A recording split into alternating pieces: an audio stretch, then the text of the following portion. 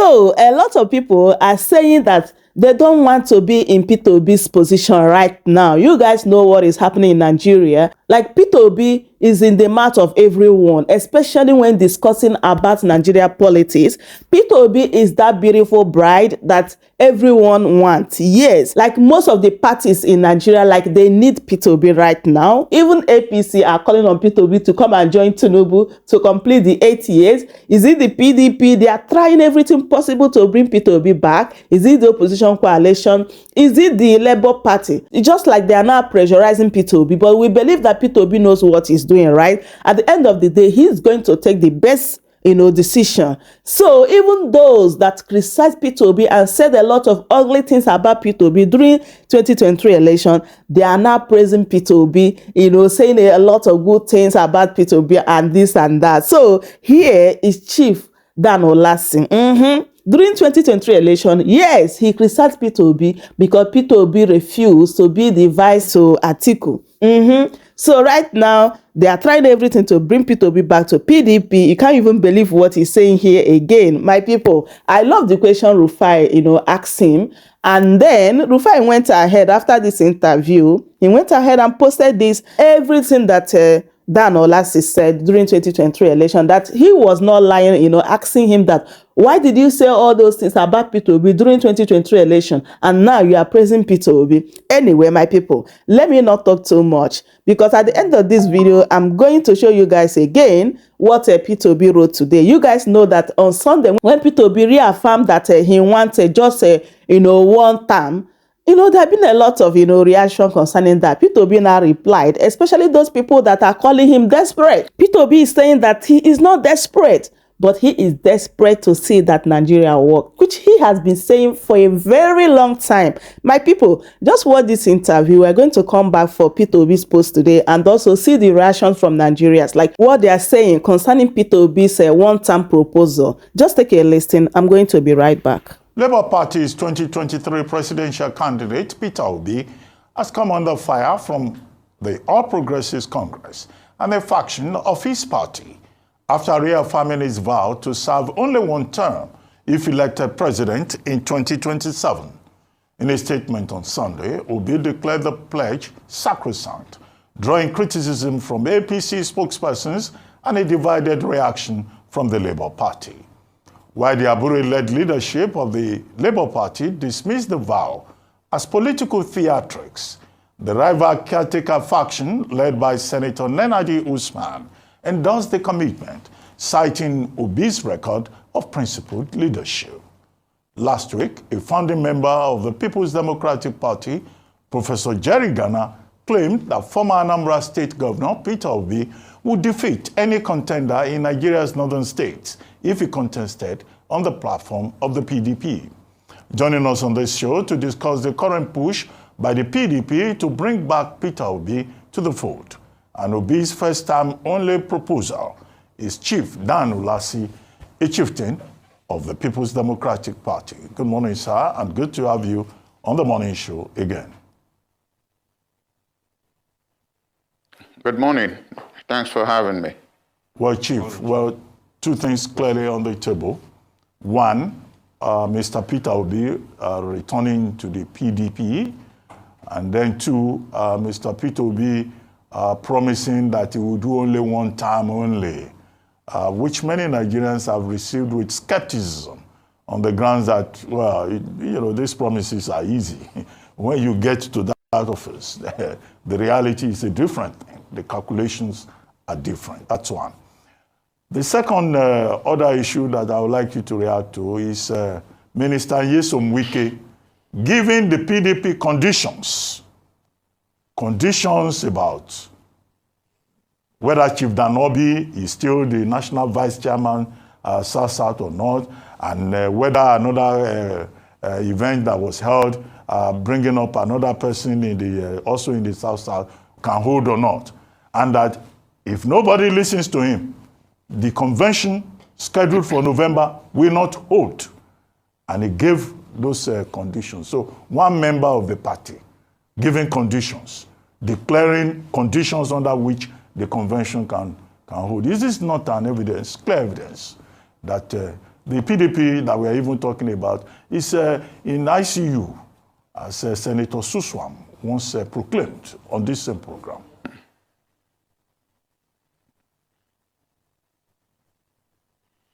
I will say good morning again for having me. Morning, sir. You know, in this country we have what we call free speech enshrined in our constitution. You know, you have the capacity to say what you like and how you like it, for as long as you don't abuse or blackmail anybody to a point that might necessitate his going to court to challenge what you have said. But I have to start by saying that, you know, democracy depends on, you know, several doses of civility. And the underlying word is civility, which most people, even in politics, do not understand. And because they don't, they exhibit some form of a reflective instinct towards self-preservation. And this reflective instinct that gives them rise to self-preservation makes them be stoking paranoia, you know, and it's a very dangerous thing to happen. So you see people who take oath for unsurpassed devotion to duty, when indeed what they mean is to have taken oath for unsurpassed devotion to stealing money. And that's why the country has not moved. So coming back to your question, you know, the Constitution of the Federal Republic of Nigeria, most people, the elite, the so-called educated, tend to forget that the Constitution says 4-year term. The Constitution of the Federal Republic of Nigeria gives you a 4-year term. It's only, so that Constitution presumes that in 4 years, you should be able to make an impression, an impactful, you know, impression on your society. It's only when you do very, very well and you desire for a second term that you ask for a second term, which they may or may not give you. Because there are many places in this country where people zone offices just for 4 years. You do and somebody else goes. It doesn't mean that you must finish what you started, but if you have a project that is good and somebody else comes in, he will finish it. And I give you an example. If you come into Enugu now, we have one of the best governors in the Federal Republic of Nigeria. Most of the projects abandoned over the past 16, 20 years. Coming to Enugu is like you're entering London. Beautiful. You can see how the governor is, you know, rehabilitating and finishing all the projects. So, in effect, Peter saying that he will do 4 years, I think it is sacrosanct. It's, by all standards in Nigerian politics, is a very honest person, a good Christian. He doesn't talk from both sides of his mouth. So I believe him that he will do it in 4 years. Anybody, if you discuss, I would like people to have him on television on this Arise platform. And if you listen to him, you will see and believe that he will do everything he wants to do, maybe not 100%, in 4 years. That's what the Constitution presupposes. That if they felt that you can't do most things you have pledged to do in 4 years, they would have said, giving it 5 or 6 years. So Peter hasn't said anything out of point. It's his belief that in 1 year you should be able to do proper analysis, even before you come into office. Do a proper analysis for what your vision is and how to implement that vision. The only thing that people have a vision of stealing money, and all the time they are thinking of how to steal that money, and not anything that will be impactful to the common people. But Chief, how about Wike's PDP and the proposal that Mr. Peter Obi should return to Wike's PDP?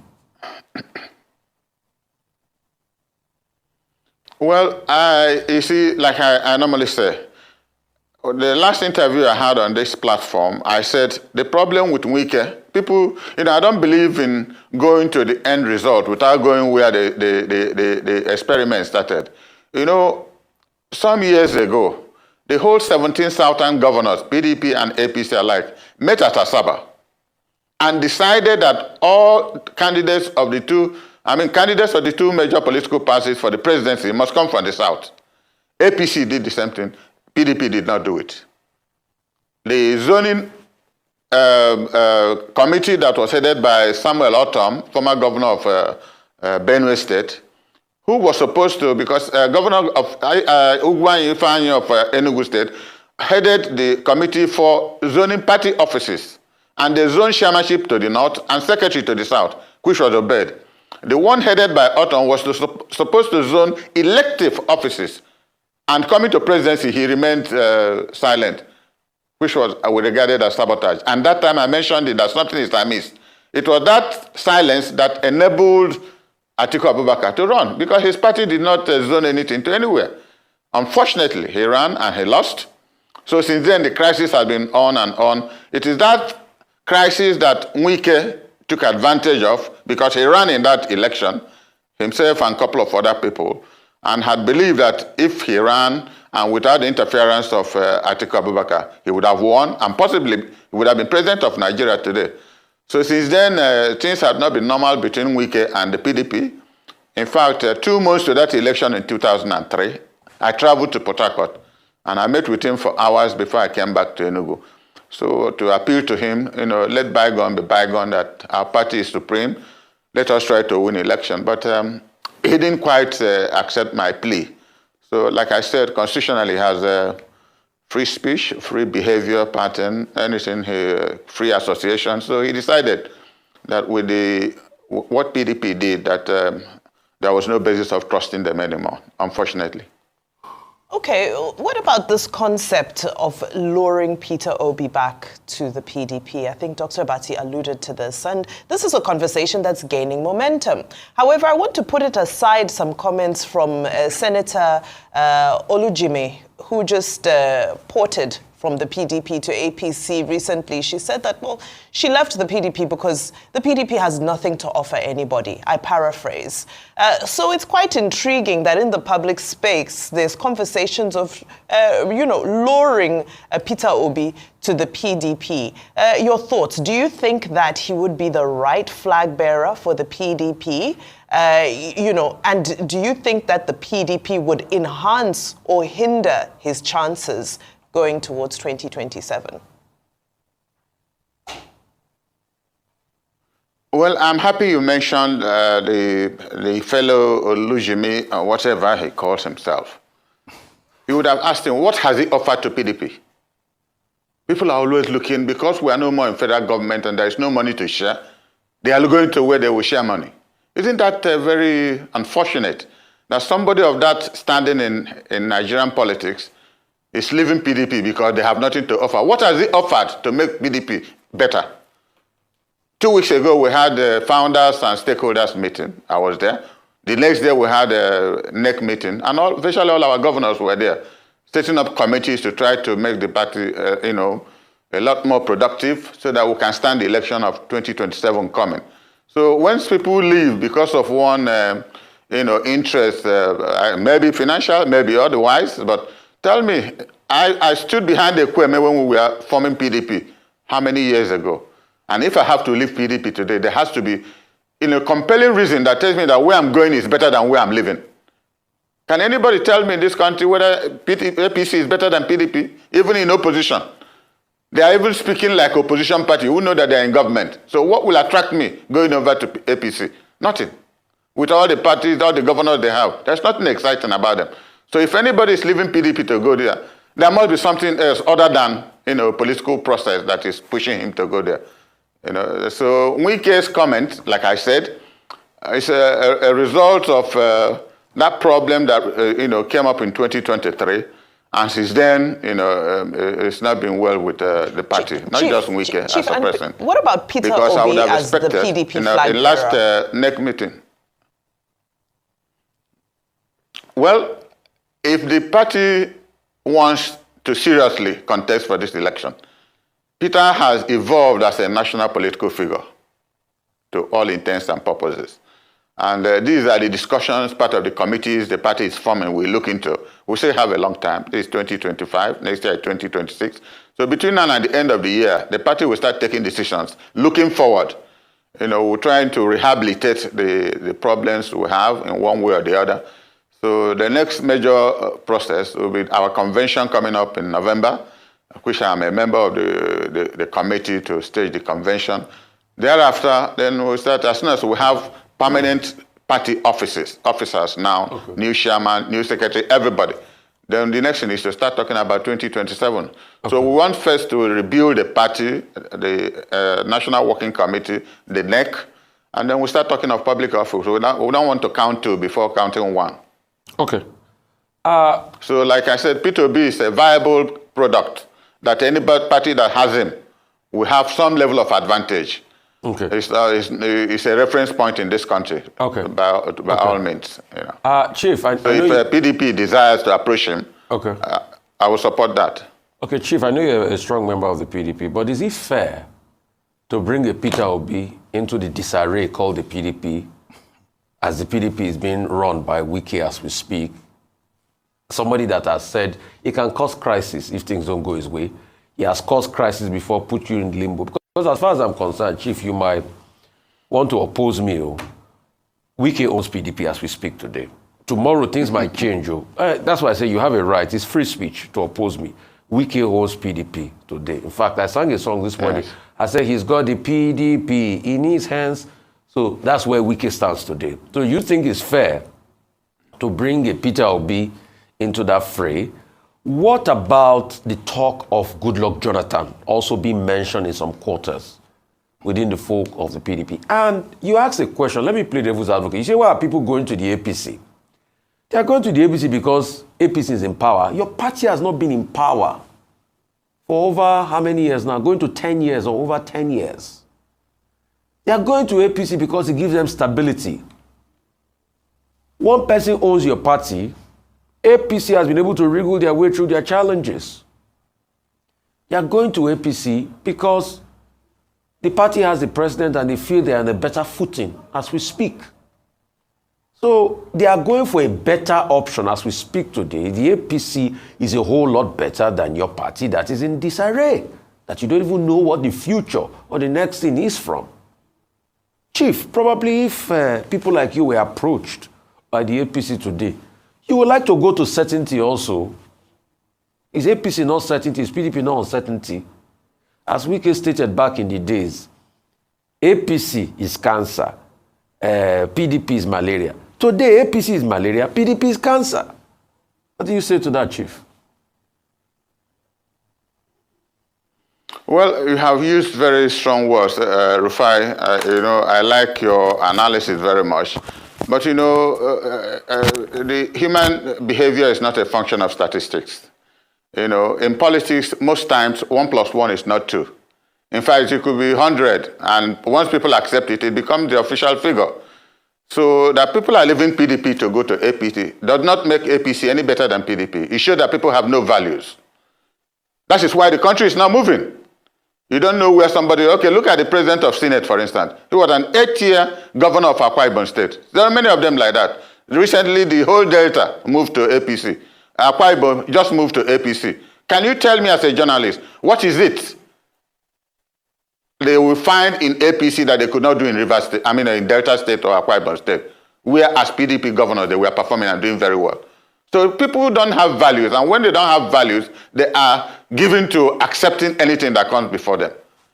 I have been in PDP now since the inception of the party. I have not been a commissioner, not a director of anything. But most of the sensitive things they do, they invite me. I was chairman of the screening panel for Northeast in 2003. 2010, I screened the whole Northeast. Most of our governors today passed through me. These are the kind of resolve you have as a party member to make a contribution, not necessarily pecunious.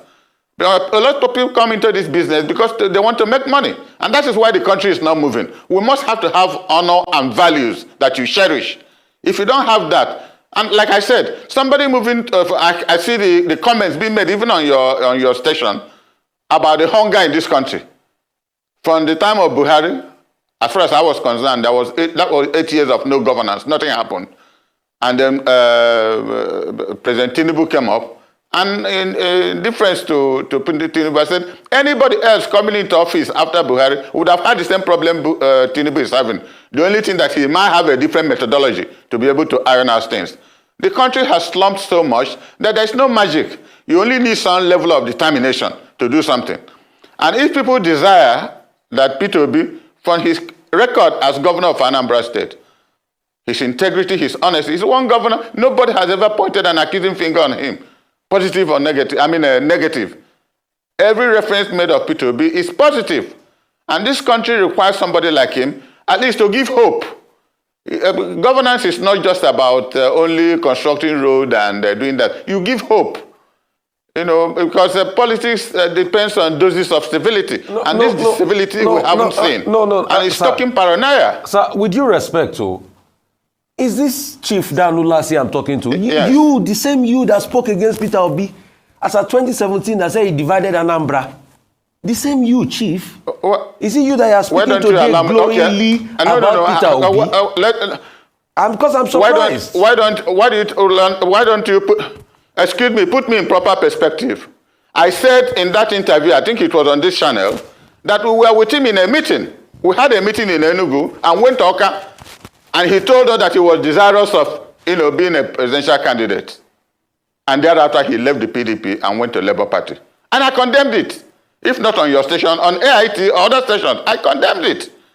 I didn't harbor that behavior pattern. And I told him, he came to my house, I said, what you did was, unfortunate. But still, even though he did that and I didn't like it, he had the right to do it. He had the right, he had the constitutional right to do it. That is how he wanted to, exhibit his interest in political leadership. But I didn't support that. So what I'm saying is not in contradiction to what I said in the past. Absolutely not. And since then, have I left PDP myself? I have not. Okay, Chief. But if PDP sees that as a good candidate, like you said we are cancerous now, which I don't believe. We have 10 governors. And these 10 governors can come together honestly and sincerely to see a committee that can reorganize this party. The sky will be our limit. But Chief, no, we can challenge this government. Chief, you are mistaking my point. Chief, you had condemned and you had constantly, there are facts on ground that you are constantly being at loggerheads against Obi about his tenure in Anambra. So it is the same tenure that you were against in Anambra and Obi's politics in Anambra that you are praising him today, that is a man of integrity and all of that. I'm asking you, Chief, what changed? That's all I'm asking. Can I put it to you? Put it to me, Chief. Excuse me, I put it to you. What you are saying is fallacy of generalization. I have never condemned Peter Obi's governorship Chief. In Anambra State. Okay, Chief, if you present that fact, Chief. I will resign today from political process in this country. Chief. No, excuse me, Dr. Ruben. No, he cannot put into my mouth what I did not say. I've never condemned Peter Obi. Anyway, Chief, yes, look, as a human being, as a citizen, you have the right to change your mind, whatever the circumstance may be. After all, you started by saying there's freedom of speech. So you can like somebody today, you may not like the person tomorrow. It's within your prerogative. That's not for me a big issue. What is big issue is this. Professor Jerry Ghana says Mr. Peter Obi will be happily received back into the fold of the PDP. Now, you know Nyesom Wike very well. It's Minister Nyesom Wike who gives conditions in the PDP. Will he be willing to receive Mr. Peter Obi back into the fold? Because it is what he decides that matters. And you are talking about November convention. When Wike has said there are conditions on the basis of which that convention can hold. Why are you so sure? Well, Dr. Bassi, you have known me since you worked with Jonathan. You know I'm not somebody who talks from both sides of my mouth. What I have in my mind, I say it and I defend it. I've never played a second fiddle. I gave you a background why I find it difficult to condemn Wike because of the antecedents of what happened in 2023. I had said this, and I don't see why it should be confusing to anybody. He felt that he was short-changed, and therefore he had to react the way. Maybe I would not have reacted the same way up to now. And the party lost out. Part of the committee we set up in Abuja in PDP now is to see how most of our governors were there. Wike is not a magician. Politics is not magic. The party took a decision on a number of items without Wike's input. He wasn't in the meeting. And 7 of our 10 governors were there, effectively discussing how this party can move forward. So the concept that because Wike is helping the party, in this country, people only come to a party when there is election, unfortunately. But people who regularly foot the bills, especially we have only 10 states now. We are paying staff salaries in all the states. Somebody has to do that. Somebody has to assist. And people are not interested until the election comes. They all run. and pay 50 million, 30 million to want to be president or governor of this. That is not party management. That is why the country is not moving forward. There must be loyal members of the party seen in situ to be working for the survival of that party, not just about election. Ultimately, if election comes and the party is organized, they will win. But if the party is not organized, there's no magic about their winning. So what I'm saying is that's why I laid the foundation of what happened in 2023, why Wike behaved the way he did. I'm not justifying it, but he has a right to do what he did. Because if Atiku did not run, and Wike or somebody else appeared in the South, like Tinubu appeared in the South, we would have had either Wike or Ugwuanyi or some presidency from the South. But unfortunately, Tinubu had a chance and became president, and is running for a second term. So I don't see where what I have said is any contradictory. Absolutely not. Okay, thank you very much. So my people, I hope you heard everything he said here. So according to Chief Dan Ulasi, he said that Peter Obi is a viable product, that any party Peter Obi now involve himself, that party has advantage. So this is what Peter Obi, replied to those that are saying that he is desperate because he proposed for one term, yeah? So Peter Obi said that if service is the motive, turning the tide in 4 years is possible. I still find it baffling that my decisions to do a term of 4 years, if given the mandate to rule this country, is generating so much agitations. By this feeling, we are doubting the fact that a sincere leader can achieve much in 48 months. I have never been desperate in the pursuit of power or anything else for that matter.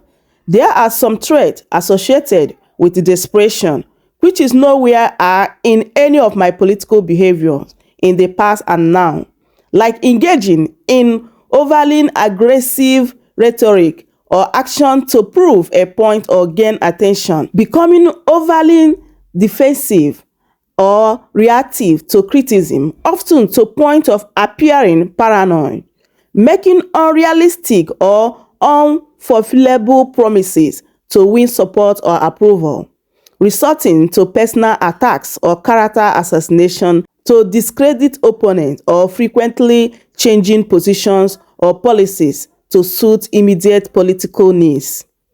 What drives me is not personal ambition, but a deep commitment to see Nigeria work. And if the sacrifice required of me is 4 years of sincere, accountable leadership, so be it. Throughout my political journey, I have never been involved in thuggery, the snatching of ballot boxes, or any form of electoral malpractice. I challenge anyone, conduct your investigations. You will find no stain of rigging or violence associated with my name. I have always chosen the path of peace, principle, and civility. Ask those who have contested against me. None were ever denied their rights, framed, or falsely accused. None was asked to place their advert materials or break the bank to do so. I believe in fair competition, not manufactured victories. Oh my God. In 4 years, we can confront corruption head-on, redirecting resources to priority areas. For instance, the trillions used to acquire new presidential jets and other unnecessary expenses at this time could have been channeled into education, healthcare, or infrastructure.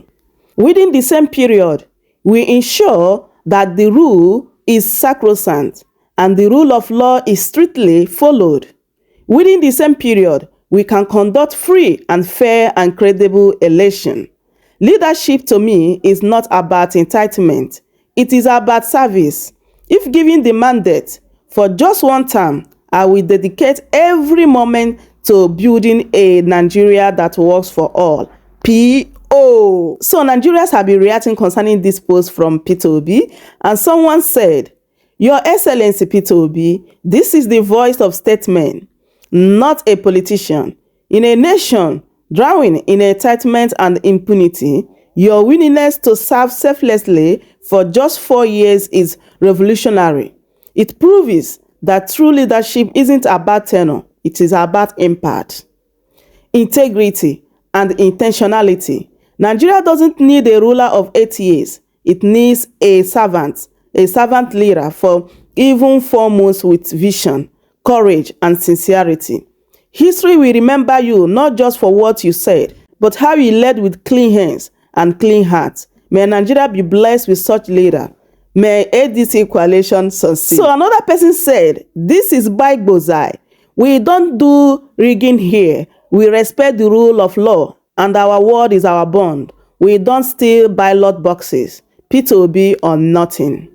And this person said, even if PO becomes president and use only 1 week to remove all non-performing heads of different agencies and put real deserving experts, that action alone could be worth more than all roads and bridges that past governments have done. We just need a working country. Exactly. So my people, that is it. There are still a lot of reaction concerning this particular post from PO, and people are really in support of Peter Obi like one time. Yes, because if Tinubu can destroy Nigeria within 2 years, yes, 4 years is enough for Peter Obi to repair Nigeria. I don't know what you think. I would love you guys to leave your thoughts in the comment section as always. Subscribe for more updates, like the video. I will see you guys in my next update. Goodbye for now.